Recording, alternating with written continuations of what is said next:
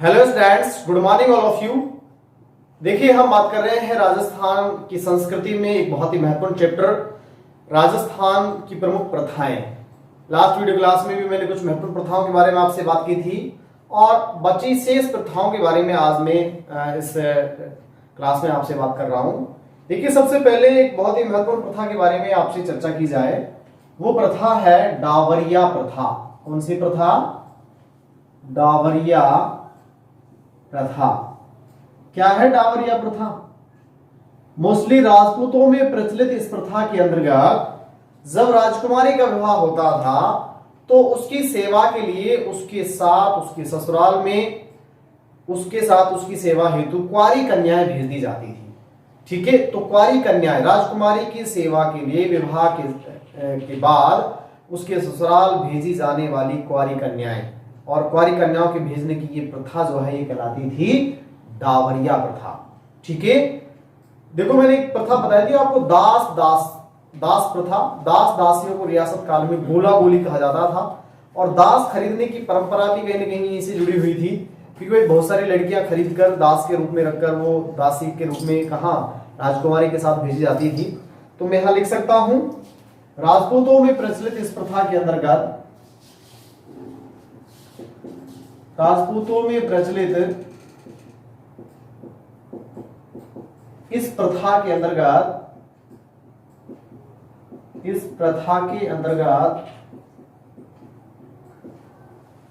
राजकुमारी के विवाह के पश्चात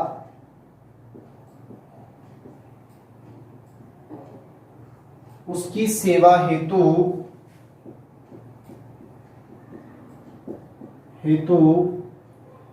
उसके ससुराल कुंवारी कन्याएं भेजी जाती थी। कुंवारी कन्याएं भेजी जाती थी, ये प्रथा कहलाती थी डावरिया प्रथा। और ये हमेशा हमेशा ससुराल में रहकर ही आजीवन राजकुमारी की क्या करती थी? सेवा करती थी। ठीक है, वहीं पर इनका विवाह कर दिया जाता था राजकुमारों के सेवकों से। दूसरी ओर देखो, मैंने एक शब्द और पढ़ाया था आपको विवाह से संबंधित प्रथाओं में, ओलांदा या ओलंदी। ओलांदा या ओलंदी क्या है? ओलांदा या ओलंदी पढ़ाया था मैंने आपको। विवाह के अवसर पर लड़की के साथ उसके ससुराल आने वाले छोटे भाई बहन एवं सगे संबंधी क्या थे? ओलांदा या ओलंदी थे। ये बात मैं आपको विवाह से संबंधित रीति रिवाजों में पढ़ा चुका हूं। ठीक है, हाँ, तो देखिए नेक्स्ट अगली प्रथा के बारे में आपसे बात कर रहा हूं, वो प्रथा है बाल विवाह एवं बेमेल विवाह प्रथा। देखो, दोनों शब्द अलग अलग हैं। एक तो है बाल विवाह। वर्तमान परिप्रेक्ष्य में हम देखें तो अगर लड़की की उम्र 18 वर्ष से कम हो और लड़के की उम्र 21 वर्ष से कम होती है और उस स्थिति में अगर शादी होती है तो उसको हम बाल विवाह बोल देते हैं। ठीक है, बेमेल बोलते हैं। बेमेल का तात्पर्य लड़के और लड़की की उम्र में बहुत ज्यादा अंतर होना, चाहे दूल्हे की उम्र ज्यादा हो दुल्हन की कम हो, या फिर दुल्हन की उम्र ज्यादा हो दूल्हे की कम हो, उस कंडीशन को बोल देते हैं बेमेल विवाह। देखो, राजस्थान में सर्वाधिक बाल विवाह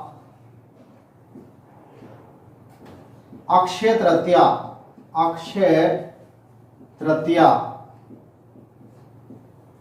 आखा तीज को होते हैं,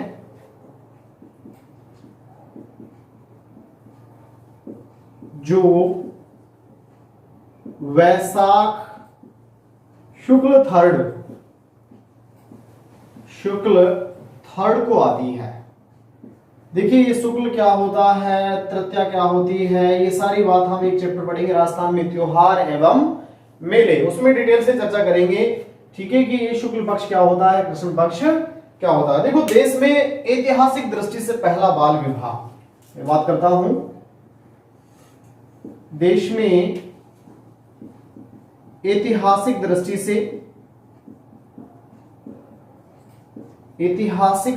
से पहला बाल विवाह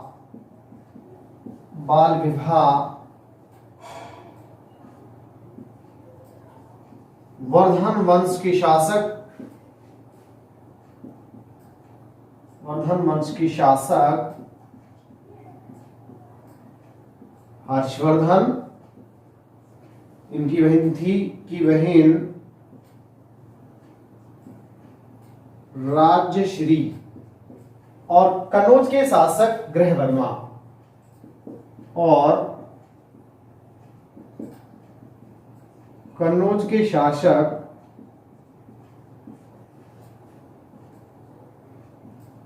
ग्रहवर्मा का विवाह माना जाता है।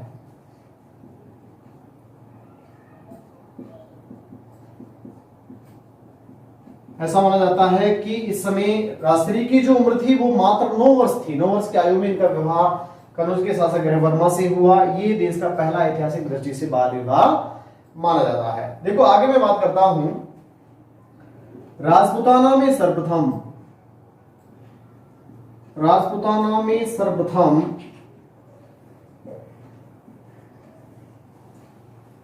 जोधपुर के शासक महाराजा जसवंत सिंह सेकंड, ये वही जसवंत सिंह सेकंड है जिसकी दासी नन्ही भक्तन ने महर्षि धनु सरस्वती को जहर देकर उनकी क्या की थी, हत्या की थी। महाराजा जसवंत सिंह सेकंड के प्रधानमंत्री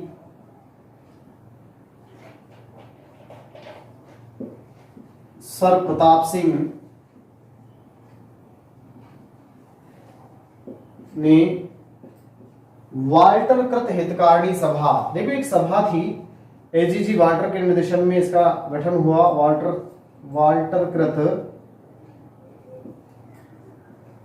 हितकारिणी सभा, ये राजपूताना में जो सामाजिक बुराइयां थी उनको समाप्त करने के लिए कार्यरत थी। सभा के प्रयासों से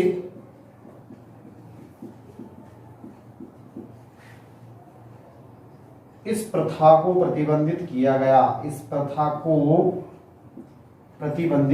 आपसे पूछा जाए राजपूताना की पहली रियासत जिसने बाल विवाह को प्रतिबंधित किया वो कौन सी थी? जोधपुर रियासत थी, प्रतिबंधित किया गया। और जोधपुर के शासक कौन थे? महाराजा जसवंत सिंह सेकंड। उसके प्रधानमंत्री सर प्रताप सिंह ने वाल्टर हितकारिणी सभा जो है इसके प्रयासों से इस प्रथा को क्या कर दिया? प्रतिबंधित कर दिया। देखो, आगे मैं बात करता हूं, 10 दिसंबर 1903 ईस्वी को अलवर रियासत द्वारा, अलवर के शासक थे महाराजा जयसिंह, अलवर रियासत द्वारा बाल विवाह एवं बेमेल विवाह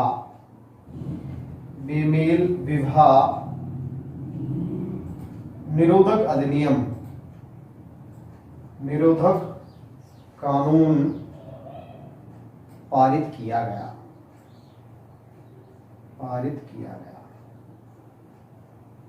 ठीक है, देखो सही मायने में यहां मैं एक शब्द लिख सकता हूं, सर्वप्रथम प्रतिबंधित करने वाली रियासत तो थी कौन सी? जोधपुर। ठीक है, और सर्वप्रथम कानून बनाने वाली बाल विवाह एवं बेमेल विवाह निरोधक अधिनियम कानून बनाने वाली रियासत कौन सी थी? अलवर थी। ठीक है, कब बनाया गया? 10 दिसंबर 1903 ईस्वी को। आगे चलकर एक प्रसिद्ध समाज सुधारक हुए, समाज सुधारक का नाम था हरिविलास शारदा। समाज सुधारक हरिविलास शारदा के प्रयासों से 1929 ईस्वी में बाल विवाह निरोधक अधिनियम, बाल विवाह निरोधक अधिनियम, निरोधक अधिनियम, इसी को बोलते हैं शारदा एक्ट, शारदा एक्ट पारित किया गया।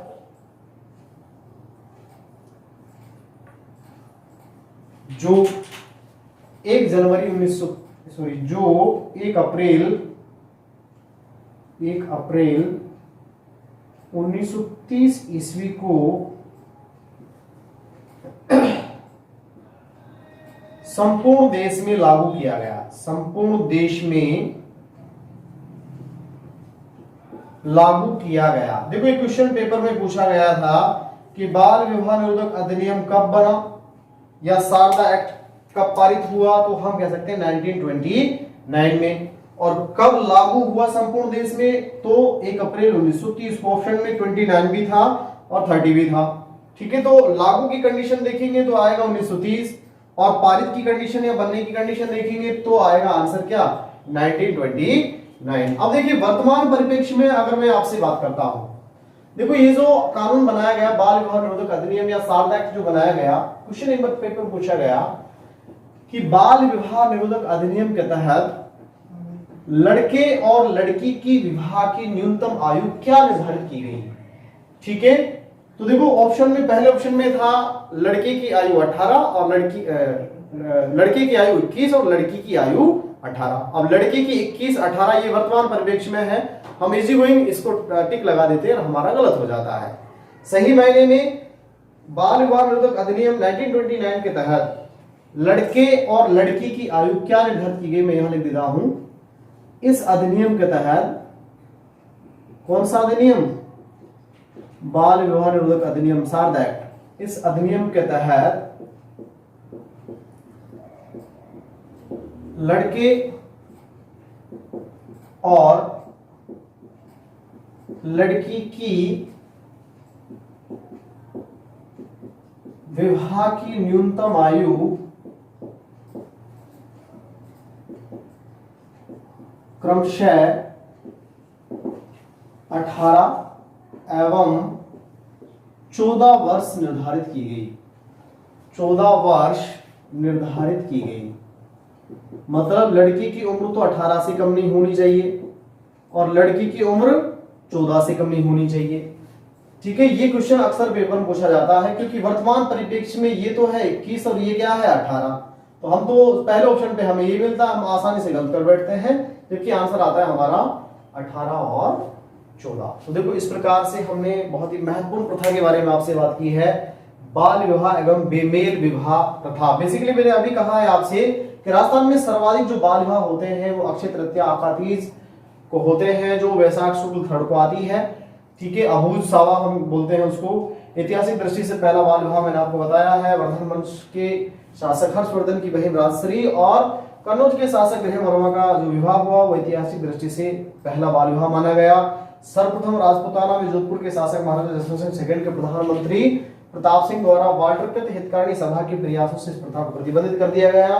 10 दिसंबर 1903 ईस्वी को अलवर रियासत के शासक महाराजा जयसिंह द्वारा बाल विवाह एवं बेमेल विवाह निरोधक कानून बनाया गया, जो कि इस प्रकार से कानून बनाने वाली पहली रियासत कौन सी थी, अलवर थी। और समाज सुधारक हरिविलास शारदा के प्रयासों से 1929 में बाल विवाह निरोधक अधिनियम बना या शारदा एक्ट पारित किया गया, जो 1 अप्रैल 1930 को संपूर्ण देश में लागू कर दिया गया। इस अधिनियम के तहत लड़के और लड़की की विवाह की न्यूनतम आयु क्रम से 18 और 14 वर्ष निर्धारित की गई।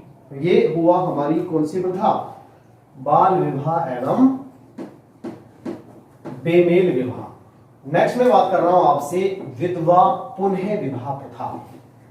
देखो आज भी कई समाज ऐसे हैं, मोस्टली अगर राजपूतों की मैं बात करता हूं, वर्तमान परिप्रेक्ष्य में भी अगर किसी महिला का पति एक्सपायर हो जाता है, महिला विधवा हो जाती है, तो आज भी उस महिला को सफेद वस्त्र धारण करके रखा जाता है या वो महिला सफेद वस्त्र धारण करके रहती है और आजीवन उसे विधवा के रूप में जीवन यापन करना होता है। ठीक है, हालांकि वर्तमान इस प्रगतिशील युग में एजुकेशन के बढ़ते प्रभाव की वजह से शादियां हो जाती हैं, पुनः विवाह कर लिए जाते हैं, लेकिन राजपूतों में मोस्टली आज भी इसके प्रति काफी हम कह सकते हैं कि स्टिक है लोग। तो अगली प्रथा में हम पढ़ने जा रहे हैं वो है विधवा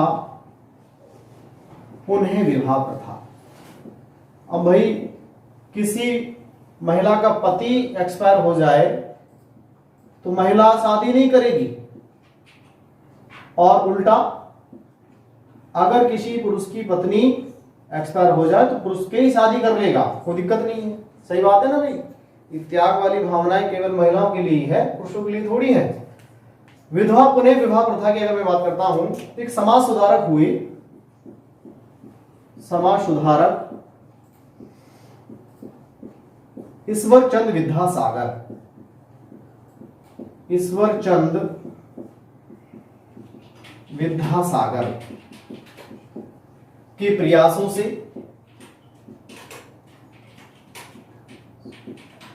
से तत्कालीन भारतीय गवर्नर जनरल लॉर्ड कैनिंग, 1857 की क्रांति के समय भी गवर्नर जनरल कौन थे? लॉर्ड कैनिंग ही थे। लॉर्ड कैनिंग द्वारा विधवा पुनः विवाह अधिनियम पारित कर इन्हें पुनः विवाह करने का अधिकार प्रदान किया गया। पुनः विवाह करने का अधिकार प्रदान किया गया। ठीक है, अधिकार प्रदान किया गया। सीधा पूछा जाता है बाल विधवा पुनः विवाह अधिनियम कब पारित किया गया? 1856 ईस्वी में। इस समाज सुधारक ईश्वर चंद विद्यासागर के प्रयासों से तत्कालीन भारतीय गवर्नर जनरल कौन? लॉर्ड कैनिंग के द्वारा विधवा पुनः विवाह अधिनियम पारित किया गया। देखो, इसके अलावा महर्षि दयानंद सरस्वती तथा एक और व्यक्ति थे, एक और समाज सुधारक थे, चांदकरण शारदा के द्वारा भी इस क्षेत्र में उल्लेखनीय कार्य किया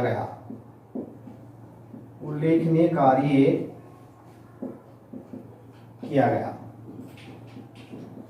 यहां तक कि चांदकरण शारदा द्वारा तो 2 पुस्तकें भी लिखी गई, इनके द्वारा रचित पुस्तकें। एक पुस्तक का नाम था विधवा विवाह,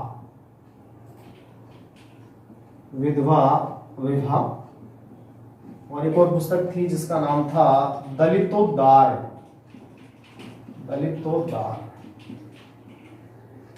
ठीक है, तो इस प्रकार से ये प्रथा हुई विधवा पुनः विवाह प्रथा। देखो, नेक्स्ट एक जाना पहचाना सा शब्द है हमारे सामने, बेगार प्रथा। अगर आपसे कोई कार्य करा ले और उसके एवज में आपकी मजदूरी या मेहनत ना दे तो जनरली अपना आप में क्या हो गई? बेगारी तो हो गई भाई। बिना मजदूरी के ली जाने वाली सेवाएं, इतने बड़े बड़े राजा महाराजाओं ने इतने बड़े बड़े महल दुर्ग बनवा दिए, क्या इनकी कंस्ट्रक्शन में कोई बड़ा खर्चा नहीं आया होगा? सही मायने में देखा जाए तो शासक जो है ये आदेश दे देता था कि भाई इस महल पर चल रहे कार्य में आज इस मोहल्ले के, इस गांव के प्रत्येक परिवार का एक सदस्य यहाँ आएगा कार्य करने के लिए, और उसके एवज में उसको कोई मेहनत मजदूरी नहीं मिलेगी। तो हम ऐसे कह सकते हैं शासक और जमींदारों द्वारा,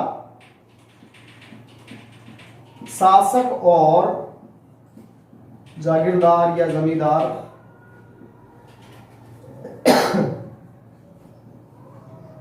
जागीरदारों द्वारा अपनी प्रजा से मुफ्त में ली जाने वाली सेवाएं, मुफ्त में ली जाने वाली सेवाएं क्या कहलाती थी? बेगार कहलाती थी। ठीक है। इसी के साथ साथ देखो एक और इसी से जुड़ी हुई प्रथा है जिसको हम बोलते हैं हाली, या हम बोलते हैं सागड़ी, या हम बोलते हैं बंधवा मजदूर, बंधवा मजदूर प्रथा। देखो हाली, सागड़ी या बंधवा मजदूर प्रथा क्या है, नाम से पता लग रहा है बाउंडेड मजदूर। सही मायने में रियासत काल में कोई धनवान व्यक्ति है, वो किसी निर्धनहीन या गरीब व्यक्ति को कुछ धन दे देता था। उस धन के एवज में वो उस परिवार के एक सदस्य को अपने यहाँ कार्य पर रख लेता, और तब तक रख लेता या तब तक वो उस परिवार के सदस्य को अपने पास रखता जब तक वो धन ब्याज सहित चुकता नहीं हो जाता। इसको बोलते हैं हाली, सागड़ी या बंधवा मजदूर प्रथा। तो हम यहाँ में इसमें ऐसे कह सकते हैं, इस प्रथा के अंतर्गत धनवान लोगों द्वारा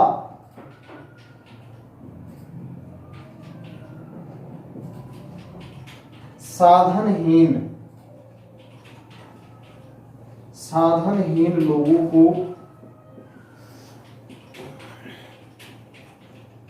दिए गए धन के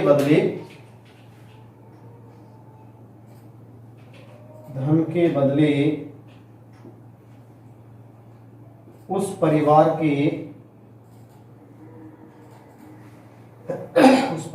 के एक सदस्य को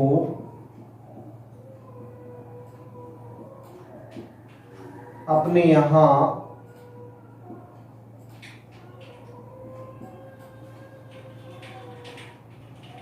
धन चुकता होने तक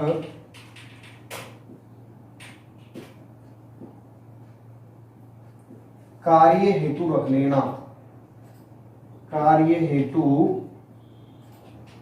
रख लिया जाता था या रख लेना। अंडरस्टूड है? क्या कहलाता है? बंधवा मजदूर प्रथा या हाली या सागड़ी प्रथा। 1961 में सागड़ी निवारण अधिनियम पारित करके प्रथा समाप्त कर दी गई। 1961 ईस्वी में सागड़ी निवारण अधिनियम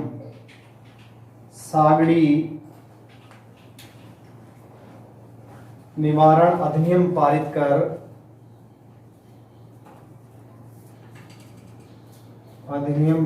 कर यह प्रथा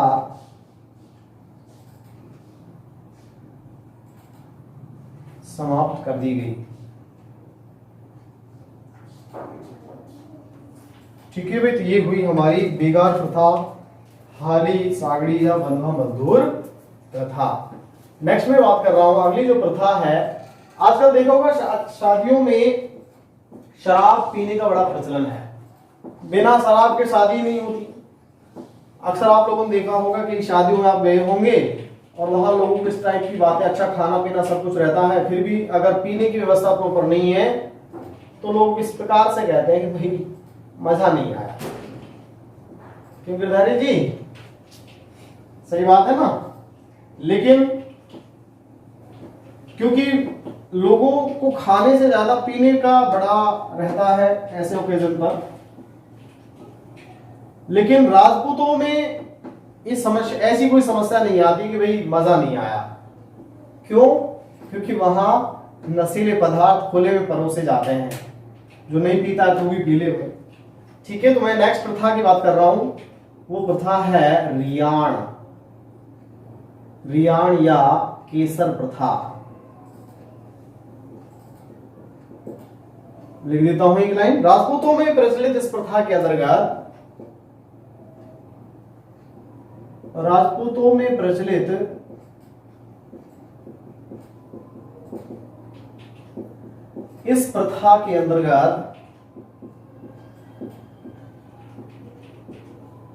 इस प्रथा के अंतर्गत विशेष अवसरों पर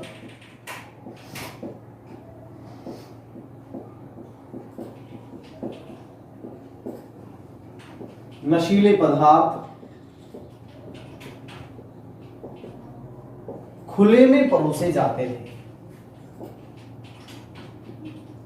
खुले में परोसे जाते हैं। ये प्रथा कहलाती है हमारी रियाण या केसर प्रथा। नेक्स्ट में बात करता हूं, एक प्रथा है पड़जान प्रथा। पड़जान प्रथा ये भी राजपूतों में ही प्रचलित थी। राजपूतों में प्रचलित इस प्रथा के अंतर्गत, राजपूतों में प्रचलित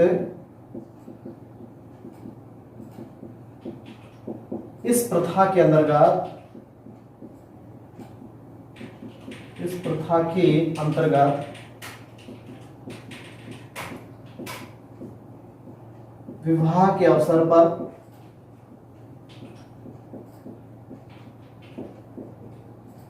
वधु पक्ष के लोगों द्वारा वर पक्ष का स्वागत किया जाता है। क्लियर? ये प्रथा कहलाती है पड़जान प्रथा। नेक्स्ट में बात करता हूं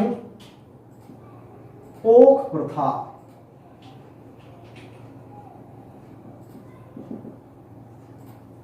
देखिए, सनातनी धर्म में अगर किसी त्योहार के दिन परिवार में कोई मृत्यु हो जाती है तो उस त्योहार को जब तक नहीं मनाया जाता जब तक उस त्योहार के दिन किसी शिशु का जन्म उस परिवार में नहीं हो जाता। तो मैं यहां कह सकता हूं इस प्रथा के अंतर्गत, इस प्रथा के अंतर्गत यदि किसी त्योहार के दिन, यदि किसी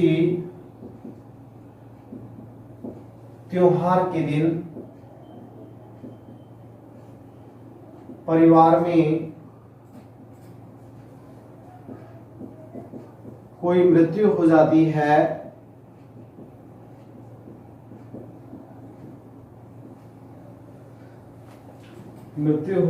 है तो उस परिवार द्वारा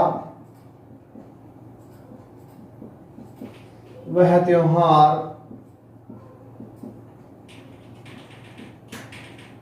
जब तक नहीं मनाया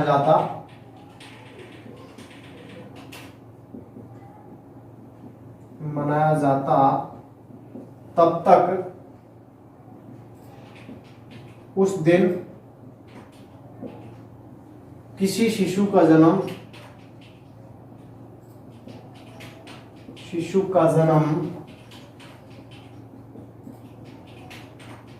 परिवार में नहीं हो जाता, परिवार में नहीं हो जाता। क्लियर भाई? ये प्रथा कहलाती है ओख प्रथा। नेक्स्ट में बात करता हूं, अगली जो प्रथा है चढ़ोतरा प्रथा। चढ़ोतरा प्रथा आदिवासियों में प्रचलित इस प्रथा के अंतर्गत अगर किसी व्यक्ति की मृत्यु हो जाती है तो उसके सगे संबंधी परिवारजन के लोग मृत्यु स्थल पर रोते हुए नहीं पहुंचते हैं। कैसे पहुंचते हैं? तलवारों सहित, हथियारों सहित, ढोल बजाते हुए में हथियारों सहित मृत्यु स्थल पर पहुंचते हैं और पता करते हुए मृत्यु प्राकृतिक हुई है या अप्राकृतिक हुई है। प्राकृतिक मतलब नेचुरल डेथ। अगर नेचुरल डेथ हुई है तो चुपचाप बैठ जाते हैं, और अगर अप्राकृतिक मतलब किसी के कारण हुई है या कोई लड़ाई झगड़े में हुई है तो पहले संबंधित व्यक्ति को दंडित करते हैं, उसके बाद वो उस शोक सभा में शामिल होते हैं। संबंधित व्यक्ति को दंडित करके शोक सभा में शामिल होना वो कहलाती है चढ़ोतरा प्रथा। तो मैं कह सकता हूं आदिवासियों में प्रचलित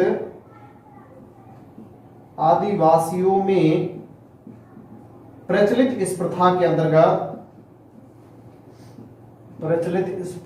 अंतर्गत यदि किसी व्यक्ति की मृत्यु हो जाती है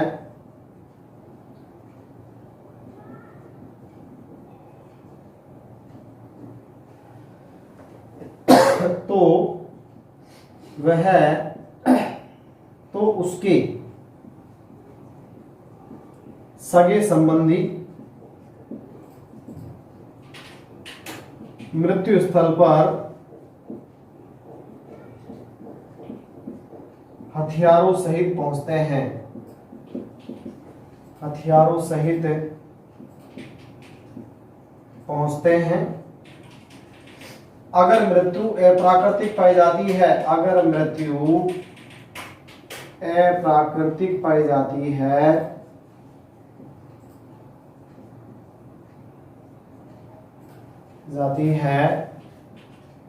तो संबंधित व्यक्ति को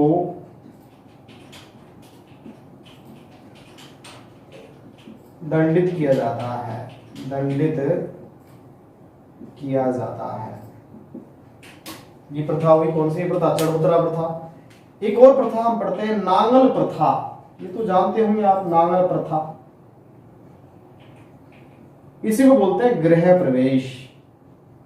गृह प्रवेश भाई, जब नया मकान बनाते हैं, नया घर बनाते हैं, तो उसमें पहली बार जब प्रवेश करते हैं, पहली बार निवास करते हैं, तो उस समय ब्राह्मणों को जिमाना, कन्याओं को जिमाना, ये जो धार्मिक कार्य हैं, ये नांगल प्रथा गृह प्रवेश के अंतर्गत आता है। तो देखो, इस प्रकार से राजस्थान की प्रथाओं वाला चैप्टर जो है हमारा यहीं पर क्या हो जाता है, फिनिश हो जाता है। बड़ी महत्वपूर्ण प्रथाएं हमने यहाँ से देखी हैं। पेपर में अक्सर यहाँ से कोई ना कोई प्रथा जनरली पूछ ली जाती है।